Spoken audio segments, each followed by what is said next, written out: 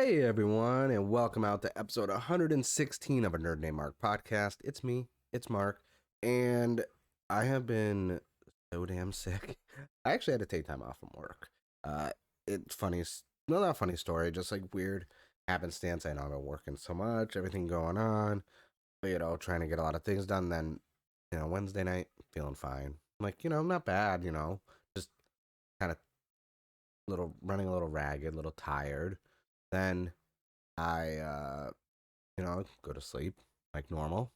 And Thursday I wake up feeling a little weird, a little off. I'm, not able to keep my balance when I'm standing for a long period of time, getting very lightheaded, equilibrium just off like everything was just off. Like every once in a while I felt like the world was like shifting off its axis and I was just like trying to like catch my footing.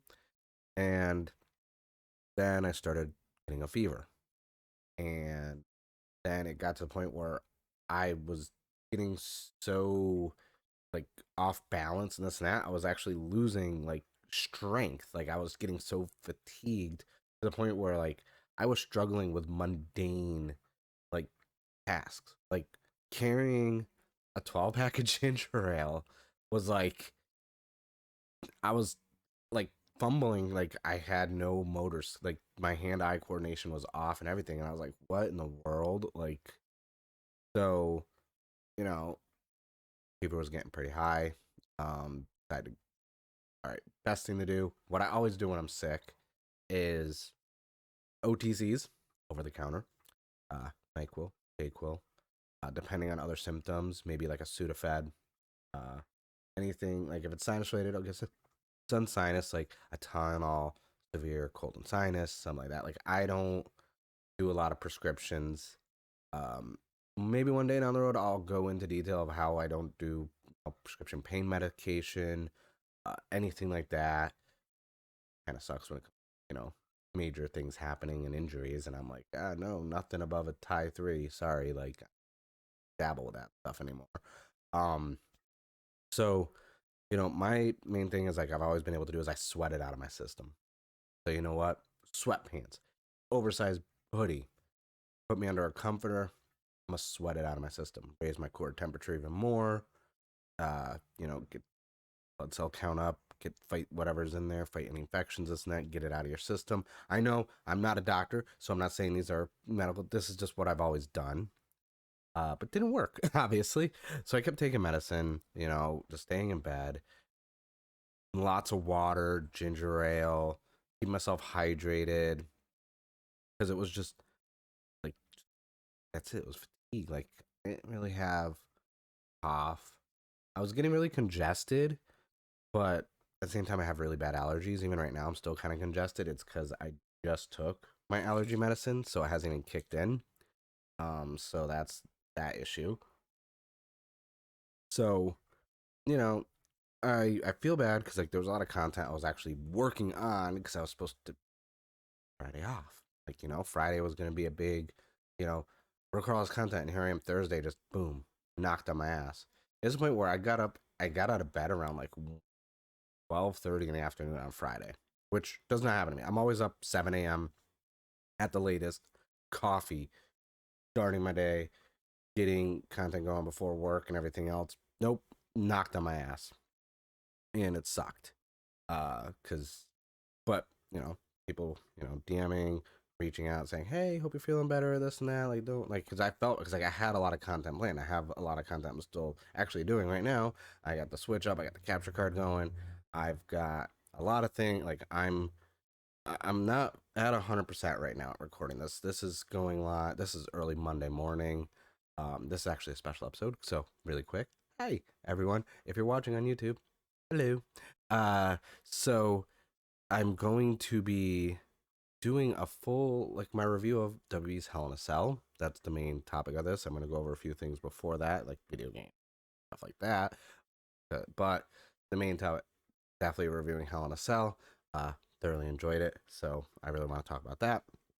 And like, it's been a rough couple days. Like even right now, I'm still not 100%. Like I want to sneeze on everything because now that like the fever's gone, all right, like fever's gone.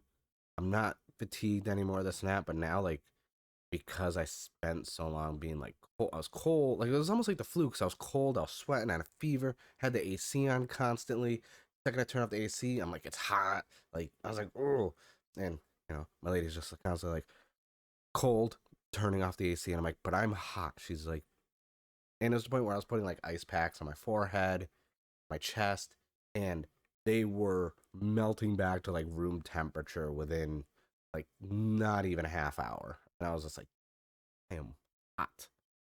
And like, also for those of you watching, every time I get really sick, I shave my facial hair off. I don't know why. I just do because I feel like it gets full of germs from like my nose running and this and that. And I feel like it just holds all the germs in. Like something about like shaving it off makes me feel better and I'm clean, and I'm not harboring all these germs. Oh, my hair, that'd be great. My hair's kind of a mess. Let's just face it, I'm a mess. But so yeah, I'm feeling better. I'm not 100%, but I gotta get content going. I can't, like, we're about to hit 3 years with the podcast. Started in 2019. That is, you know, big deal. So I'm trying to, keep the momentum going. Don't want to take any time off right now from creating stuff. The YouTube channel, for those of you watching on YouTube, appreciate all of you guys checking out the content, commenting this and that. I know I've been sick, haven't really uploaded anything. I am going to be uploading a lot of videos this week. I'm going to basically pull a crunch time frame and just bang it all out. Hopped up on OTCs, medication. I got coffee, got my water. So I'm going to definitely be putting up all the content I missed last week. And the content that needs to go up this week too. So that's going to be a lot. Sadly, because I've been sick, I didn't get to go to the comic book store. I know. I haven't left the apartment, honestly, since the last part, other than go to work. So I haven't gotten comics, haven't gotten to go get out any new manga, haven't gotten to go toy hunting and figure hunting and look at collectibles, which I do every weekend on like either Friday or Saturday. I go out small budget, go to my normal stomping grounds, and I didn't get to go. And I didn't get to go the week before because I was working so much. So I'm just like, man, like 2 weeks without looking for collectibles. This is like it's hurting me inside because like I need my collectibles, especially my Toku merch. Like we know Mark likes his Toku, so stuff. So I may have to hit up one of my favorite domestic U.S. Toku plastic crack merchants, Toku Collectibles, because they get the pre-orders up. I've seen the stuff. I know what I need to order. So that's always, my go-to. If I can't go out, I will go to Toku Collectibles. Or Team Raider USA, what they have on Amazon, because let's face it, they carry a lot of stuff that's approved to be localized here from Toei and Bandai. But Toku Collectibles, they get just about all of it. And then, worst case scenario, if I want to wait a bit, well, not worst case, because my go-to guy, I have someone in Japan that I'll just order from, be like, hey, this. Boop. Money. I get it. That's how I deal with things. So yeah, no comics, no freaking manga. Like, I did finish the first 2 volumes of Spy Family. Love it. Really good. I'm gonna watch the anime at some point, but I did binge so much anime. I don't remember what I talked about last for anime. I think last time I mentioned how I finished My Dress Up Darling. Then I finished Don't Toy With Me, Miss Nagatoro. I just finished Zaki-chan Wants to Hang Out. I'm now what did I start watching? I was about to start a rewatch, which is something I've seen countless times. Sailor Moon again. I'm a huge Sailor Moon fan. But I realized this week Jurassic World, was it Dominion comes out, and so I had to start binge watching all the Jurassic. Like, and I can't just start with Jurassic World and then Fallen Kingdom. I have to start all the way with Jurassic Park because Dr. Grant is back and Dinosaur Guy, you know? So I have to go all the way to the beginning. So I started watching those because I have the 4K Blu-ray 4K like big set.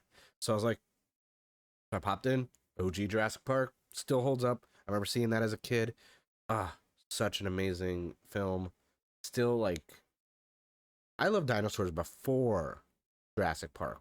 I saw it, even before The Land Before Time. No, probably not. Probably Land Before Time probably started my dad. But that was like, you know, top tier movie. Still holds up, aged perfectly. And then I went into The Lost World, which was funny. When I first moved to San Diego, I was like, all right, I need to go to whatever area they filmed that scene with like the gas station 76 balls rolling down the thing.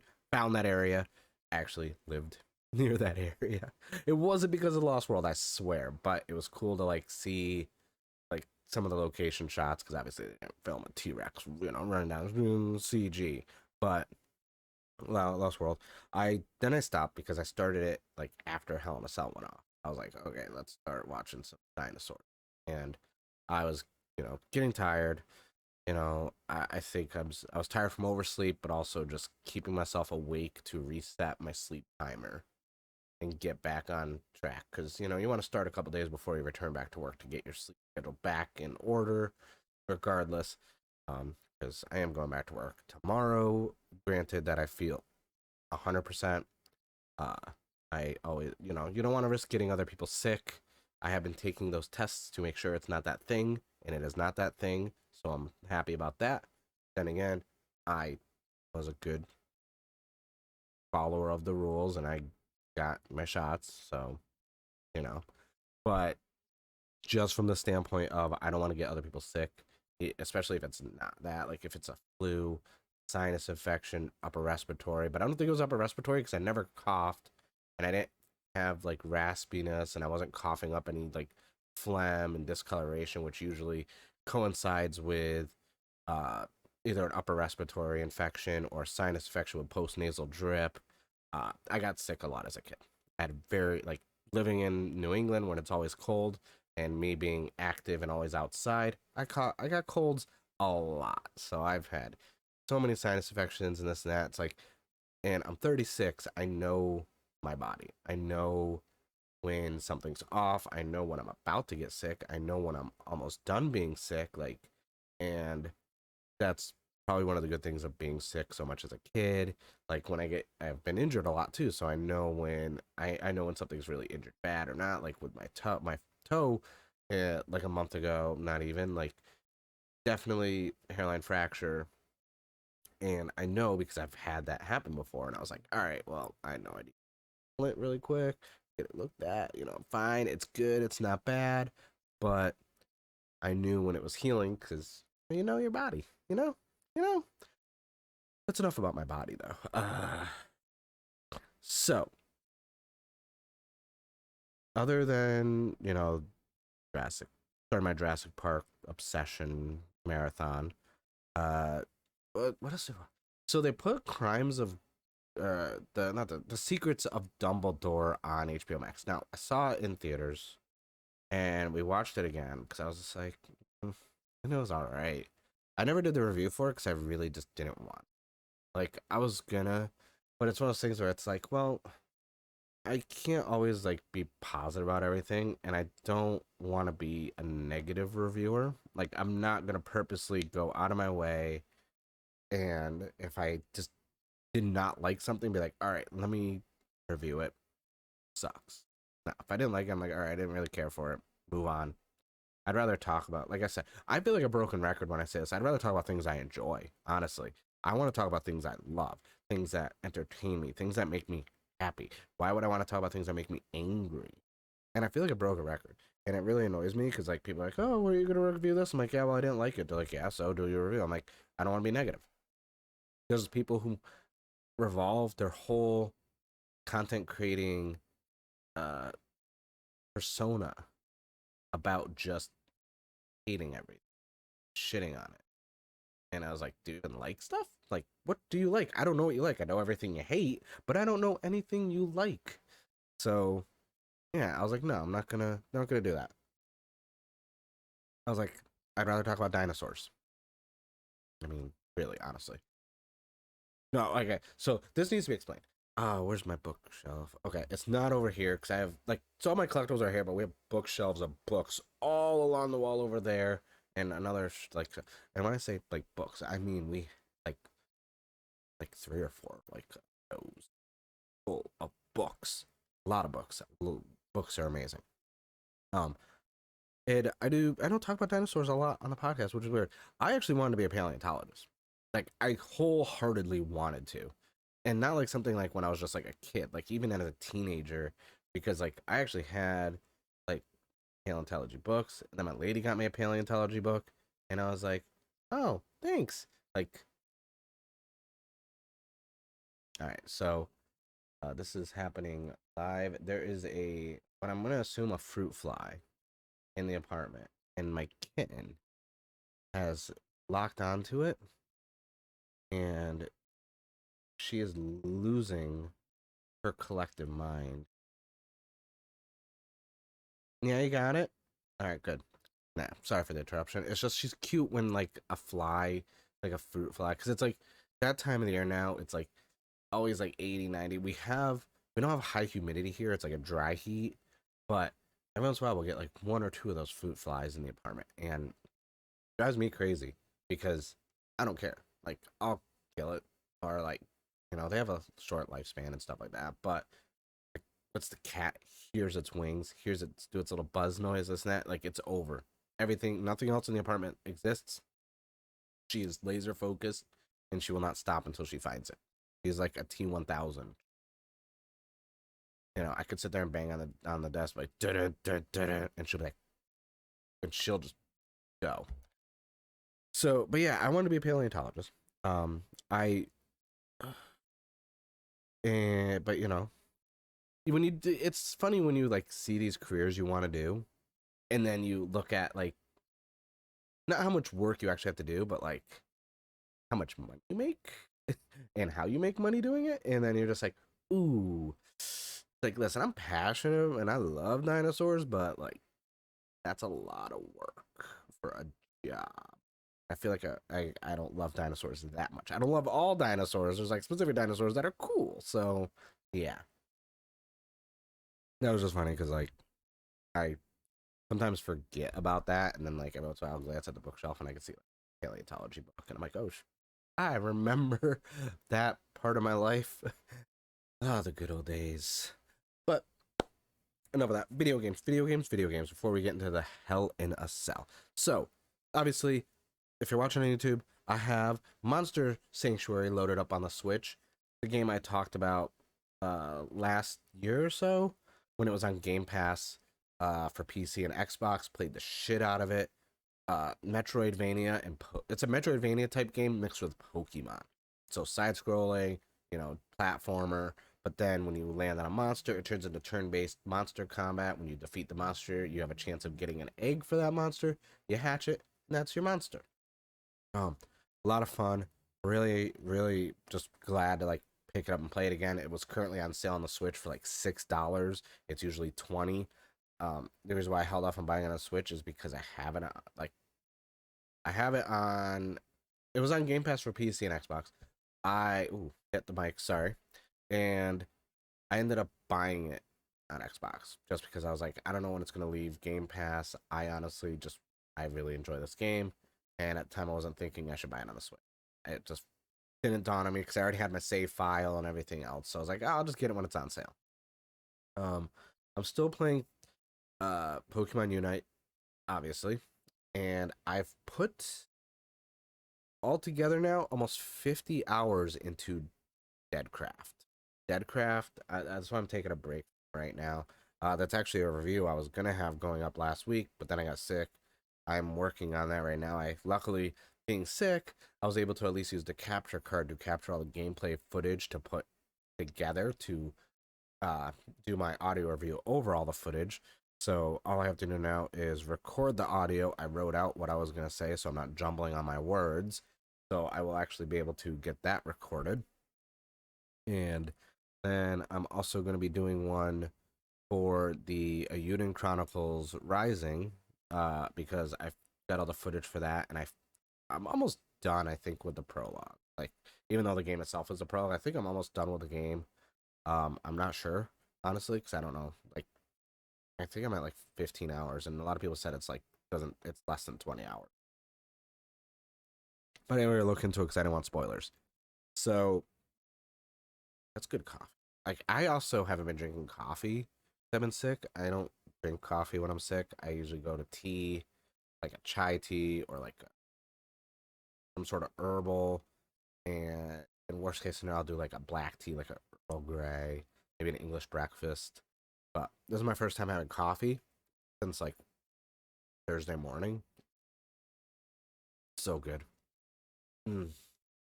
So yeah, those are the games I've been playing. I haven't really been, dabbling too much. Like the Switch has been my go-to because I can lay in bed and play it. I can recline on the couch, even though I can play the Xbox. But it's like I like to multitask when I play the Switch. I need something playing in the back. I need like an anime going, movie, YouTube videos, and that's usually how it is. But that's it for all the other stuff. Now it's time for the main event. No pun intended. Uh, we are going to go over WWE's Hell in a Cell because I okay. I'm not. I'm gonna be real with you. WWE like Hell in a Cell. I love my gimmick pay per views. I love my gimmick matches. Hell in a Cell, Money in the Bank, any ladder match, freaking Last Man Standings, No Hold Bars. Uh, what else? I usually like. No, I used to table matches, TLC. uh Elimination Chamber is one of my favorite gimmick matches. Like I like my my matches like that. And I was pleasantly surprised that for WWE pay-per-view it was 7 matches and that's it. And it said it was like SmackDown and Raw, but there's one SmackDown match which was Madcap Moss versus Happy Corbin. Everything else was a Raw match, which was really weird to me. Um I wonder if they're gonna do brand split pay per views again, because I would be okay with that. Because remember when that was happening, we got that freaking amazing feud between the Usos and the New Day, which had their own Hell in a Cell match and this and that. Like one day I'll rank all my Hell in a Cell match, my favorites. Those were so good. So the fact that it was only 7 matches, I was like, okay, this is gonna be pretty cool. Like quick to the point, not a lot going on. So I have my little list up here because I was like, I don't know, I forgot what order they, and so I was taking notes. So the first match, and I'm surprised they opened it, but at the same time, it makes sense since Cody and Seth were going to be in the main event. Also, Cody Rhodes half tore his pack, I guess, on Monday, and then while working out, tore it completely off the bone, and they kept saying off the bone, constantly talking about it, and I was like, ooh, that's going to look bad. Then when I saw it, I was like, shit. But at the same time, I made the tweet. I was like, WWE's next pay per view is going to be called Off the Bone, and or Right Off the Bone, and I was like, it's just they said it so much, but it was weird that they weren't showing any pictures of that. Because I remember when Triple H tore his pack, they showed the photos, and that's that, like, but they didn't show anything, and I was like, okay, and then he was still going to do the match, and I was like, damn, like, okay, right off the bat, respect. I wonder how bad this injury actually is. And a lot of people were speculating it was going to be like a kayfabe injury, this and that. And I'm like, no, they would never like announce. Like, no, they flat out said it was. So the first match, it makes sense. Bianca Belair, Asuka, and Becky Lynch for the Raw Women's title going first. Obviously, not obviously, but like any one of them could have won. Bianca Belair wins. I I missed Asuka being on pay per views. Uh, that I just it's just weird because I don't understand. Like Asuka was so good in this. Becky, like all 3 of these people, like they have great chemistry. Don't get me wrong, but I'm kind of trying to figure out like Becky Lynch's kind of in the transitional phase of a gimmick right now because it's kind of like Seth Rollins with like she's basically like the drip queen now. She's always got these kinds of, like, she had these weird glasses, and I was like, why does she look like a character from Dislight? Like, it looks like that, like futuristic cyberpunk. But from a promo standpoint, like, she's supposed to be big time Bex. Also, and I'm like, I just don't get her her what character she's. It's like when Seth Rollins was like, he's Seth freaking Rollins, burn it down, and then he was like the Messiah, and then now the Drip God. But before all that, like, he had that burn it down. Didn't he did, like, kind of wavery figuring it out and fine tuning it into what he is now. And I think she's still fine tuning everything was Bianca Belair. She's the EST. She's, the greatest, the fastest, the strongest. Like, that's her thing, and it works. She never needs a change because that works as both babyface or heel if needed to down the road. And Asuka's just Asuka, okay? Asuka, Asuka's like 40. She is just sheen. And like when I talk about their chemistry, the fact that like there was so many moments where they just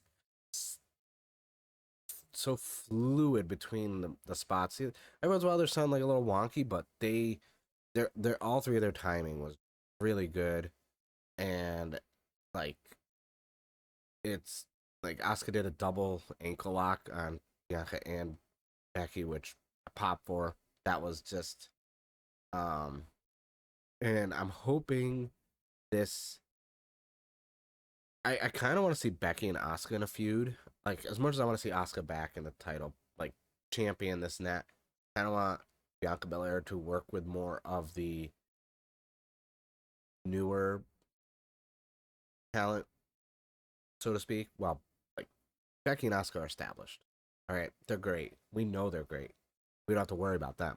I want that, like, I want them to have, like, a slow feud, because, like, there's so much there, especially, Asuka having Money in the Bank, Becky Lynch, pregnancy, giving Asuka the title, all that stuff. Like, that whole thing, I want the feud to, like, be a slow burn. Like, I want it to go slowly and be delicious.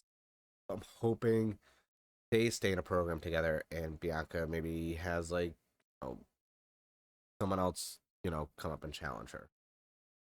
Then, but it was good. Bianca Belair won, retained her title. And it was funny because Becky Lynch was about to pin Asuka, and then Bianca threw Becky out of the ring and stole her pin and retained. And I was like, that's good. So next up, we have Bobby Lashley versus Omos and MVP. I had no qualms to watch this match. Like, I mean, MVP dropped a diss track, and it was bad, but it was hilarious. It was like old school hip hop style, and it was fun because the match. It was not much happened. Okay, it was obviously slow. A lot of taunting from MVP, Omos in the ring, overpowering Lashley. Uh, it You knew it was about to end when Cedric Alexander came out to kind of like assist, and then Lashley was able to basically get Omos outside the ring, and then he put his hurt lock on MVP and he tapped. I never understood because they hyped up how fast Omos was. There's a barricade spot, but when he gets knocked out of the ring, he can never get back in the ring fast enough to like. But it wasn't. It wasn't. Honestly, my favorite part was post match. Lashley was freaking over. Like, everyone was like hyped when he won. I think that was the most emotion the crowd showed was after the match, and Lashley saying, go for the title. He saw someone with a replica belt, and he went out and grabbed it and started like saying this, posing with it, and gave it back to the crowd. And I think I like Lashley. I think not a lot of credit is given to him for his TNA Impact run. I think he really honed his skill, and he was actually decent and good promo. And when he came back, putting him with MVP was always good. MVP's always been good on the mic, entertaining. But yeah.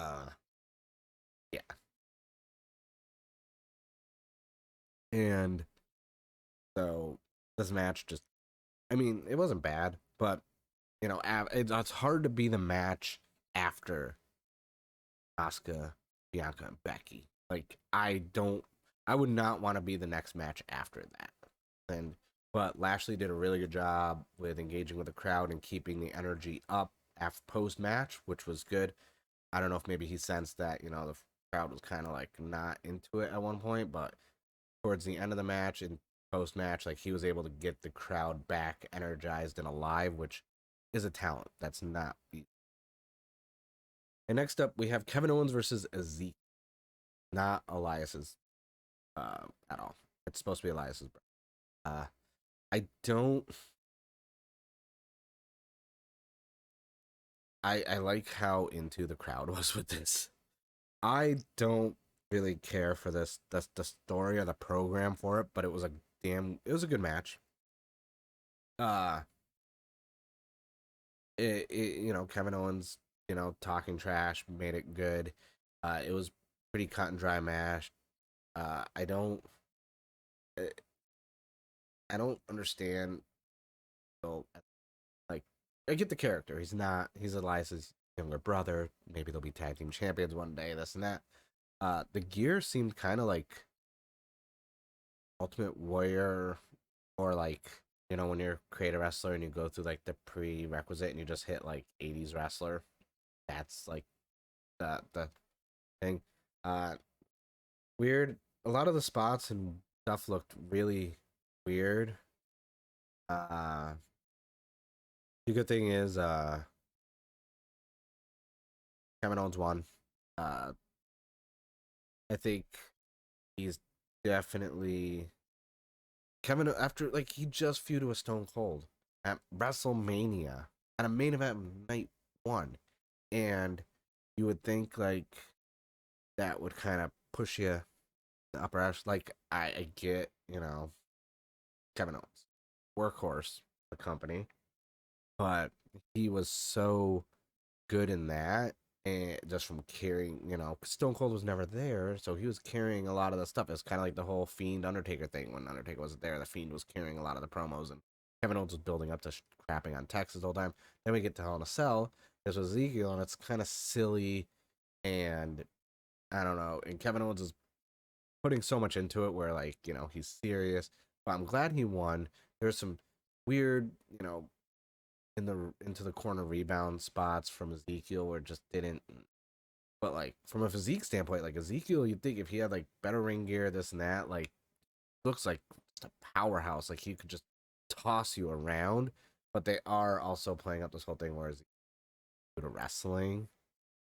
So I'm like, all right, not my favorite match, but it was still entertaining, and I'm glad Kevin Owens won. It's still like I will say this, like 3 matches in, this is still a very solid pay-per-view because that opener was such a banger that I can't like fault anything else that was done because it was just that was such a good match. I can't hate on it. And then next, we have one of my favorite matches of the night. And we had Finn Balor, AJ Styles, and Liv Morgan versus the Judgment Day, which is Edge, Damian Priest, and Rhea Ripley. I'm not going to talk about the elephant in the room, which is Rhea Ripley's trunks, which everyone on the internet seems to be very enamored with. And I guess her ring gear wasn't ready in time. So this is what they had to do. She had to improvise. Um, I I didn't even care who won this match. Like this Edge as like a cult leader, but not really like in this that like he reminds me of the guy from Far Cry 5, John. Like just and I'm like, man, I wonder if he just played Far Cry 5 and he's that's who I'm gonna be. I want to be him right there. And Damian Priest, I think is still growing into the role. There's some roboticalness to him still. Rhea Ripley's just fully embracing it, and I'm just all for it. Like, and there's a subtle bit part in the match where she tried to like do the Joker style, spreading her, but she subtly had her mouth open with her tongue and licked the fingers to spread. And I was like, but it was subtle, and I was like, and she had a lot of emoting of her face and body language in that match that really she's fully into this, and Liv even showed like a lot of good. Uh, she showed, she is finally in her element. I think, and it's not her fault. There's been so many changes in the last like 2 years alone with her and how she's being presented, and I think this is, you know, how it is. And I think obviously like Jay and Finn Balor once just technically sound. There was a part, I don't know what happened. AJ was busted open, and I don't know when or how that happened towards the end of the match. 5 minutes later. All right, sorry about that. Someone decided to call me. Yeah, Facebook, and I was like, "What in the hell?" I'm trying to record a freaking podcast and a review of WWE Hell in a Cell. But as I was saying, so AJ got busted open somehow towards the end of the match. They, Finn and AJ did Tope over the top rope to Edge and Damian Priest, and then Liv went to go do one, and the ring awareness of Rhea Ripley, she actually stepped forward, so land on her. I was like, that actually was really cool. But like something happened where, you know, um, got busted open, and I was like, I don't know where it happened at, but that match was really good. Obviously, the Judgment Day won with Rhea Ripley distracting Finn Balor when he was going to go for the coup de grace on Edge, and that Edge a chance to move out of the way after, and then here. My favorite part of the match was honestly Rhea Ripley and Liv Morgan perform really well against each other. They have really good chemistry, and I was like, man, I kind of want that feud to continue, and I feel like it is. Like this is not the end of it. Um, I think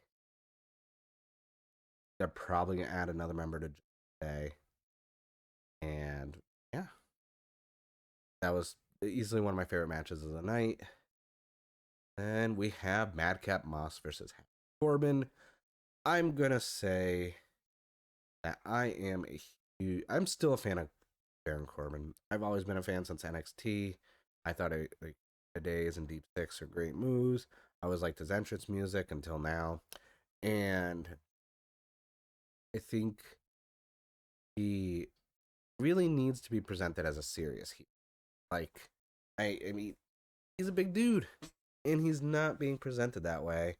And I think everything post the whole, Money in the Bank, John Cena stuff, and everything else, I think everything post that has been kind of for him, but he's entertaining, and I'm still a fan. Madcap Moss looked freaking beastly in this, and my thing is the crowd was in. Like I like no holds barred matches. The fact that my favorite thing was the crowd kept trying to get them to use a table, and he's like, no. And I'm just like, man. And they were actually booing when they were grabbing any objects that weren't tables. And I was like, yeah, that's right. You give us a table. And I was watching my ladies. Why are they angry? And I'm not grabbing a table. She's like, oh, and I'm like, yeah, we need it's Chicago. It's a no holds barred match. We need a table spot. They're not gonna give us a table spot. And that was actually like my favorite. Obviously Madcap Moss wins. He's no longer Corbin's lackey, so they need to give him that going forward, so he can go forward, and Baron Corbin isn't hurt by losing. Um, they did use a lot of weapons. It was a real no holds barred match, but it was kind of flat for me. I still enjoyed it though from an entertainment standpoint. I was very sports entertained. So this was, a really good match. I'm hoping we get like maybe a couple weeks. Baron Corbin's off TV, and we have him like come back as just like all right, jokes are over. Happiness is like let's go to work, and he's a heel. And then we have our second to last match of the night. Uh, I was gonna say Austin Theory, but I guess he's just Theory now. Theory versus Mustafa Ali. Uh, and I think obviously, even though Ali is the hometown favorite, I knew Theory was gonna win. Just because he hasn't had the belt that long, and he definitely being shaped to, a big top guy. And I don't. It's not that I don't think Ali's gonna be, could be. He has all the potential world. I've I'm in group messages and this and that with friends where I'm sending them like all the videos Ali puts like on Instagram and like Twitter of all the crazy moves he's doing in a practice ring, and I was like, how is this not on TV? How, this is the stuff I'll be like, holy crap, humans can do that. And they had really good like chemistry. They mm, they did so much, like so many good spots. This and that. It was a really good match. The good thing about this is like, even though I knew Theory was gonna win, there were moments where I was like, wait, they could be, um, you know, catching us off guard. They could catch me off guard and have Holly win, but storyline purpose, I don't think they would. Theory is still man, and I think with um this is, like I said, I don't think this is the end of that feud between them. I just think right now, you know, it gives you more heel to beat a babyface in their hometown. And I just liked all the spots of it. Very, like, the pacing was great and the spots were good. And it was good after seeing like the Madcap Moss and Happy Court, and that match was very like, wasn't really fast paced. Same with the Kevin Owens Ezekiel match and the Omos. Like, there was a very there's pacing issues with a lot of matches. Like the Bianca Belair Asuka tag team match, that was pacing was good, but then Omos, and that was slow. And yeah, the Kevin Owens Ezekiel match was pretty slow. Then you had Judgment Day, which was nice pacing, a lot of selling. It didn't feel slow. It was paced like right. Then you had Madcap and Corbin, which was a lot of weapons, objects, no holds barred, but it still felt kind of slow and that it dragged on. Whereas Theory and lead, like like if it wasn't for how the final match was, that match could have stole the show. But the final match was Cody Rhodes and Seth Rollins, and uh, that pec muscle hair like was ridiculous. I can't believe he did that match. I really respect it. That was ridiculous. And Seth Rollins, the ultimate like drip troll, came out in dusty polka dots. Like, he had like a little feather like robe stuff, and he was like holding it and spinning in circles. Then when he took it up and like I saw the black with the yellow polka dots, I was like, he's really doing this. He's because when he was hiding like that, I thought one or two things: either it was gonna be dusty polka dots, or it was gonna be like a Stardust outfit. But I knew Cody said he didn't talk to him, and he didn't want Stardust brought up or this and that. Like, close that chapter. It exists, but I was like, it's gonna be either Dusty related, Stardust, or he was gonna have his own little ringmaster gimmick thing. But this, I will give Cody all the respect and credit in the world for the fact that he put on that match. Like, holy crap, how did he not like? I don't even know. I don't like his back and his arm looked just horrible. So he's basically working one arm, but it shows the trust they have in each other to work the match, his dedication to putting on the match and giving the fans like who paid to see him a chance to see him. I hope he gets recovered really well. This was taking the injury into consideration, they still had one hell of a match. There was a bull rope, cowbell, there was kendo sticks, there was a table spot finally, like a sledgehammer, which I thought was, and Cody had a pedigree. Okay, like I was like, all right, okay, I see what you did there, because when Seth Rollins was making a lot of references to Throne Breaker from Sledgehammer and the Triple H Throne from AEW and stuff like that. So I was like, okay, I see what you're doing. I acknowledge it. Okay. But it was a really good match. Was it one of my favorite Hell in a Cell matches? No. But I think it long makes up for Seth Rollins is, I feel like he's drastically been making sure that like he's putting on the best possible matches, especially gimmick matches he can. Because if you watch the Broken Skull sessions, you know, the Fiend Hell in a Cell match, which was worst match of the year. I think that's something that still is like in his brain when it comes to Hell in a Cell matches. That's why the Edge one was so good, and now this one for what it was with it injured Cody, and they still put on a great match. It was easily my favorite match of the night, and I love Hell in a Cell matches. And I didn't get, we didn't get a lot of interaction with the cell itself. No need to climb up it. No need to go on top of it. Like they still stayed in the confines of the cell, but they still did really good. And honestly, like I wasn't gonna review like Hell in a Cell. I really wasn't, but I was pleasantly surprised overall.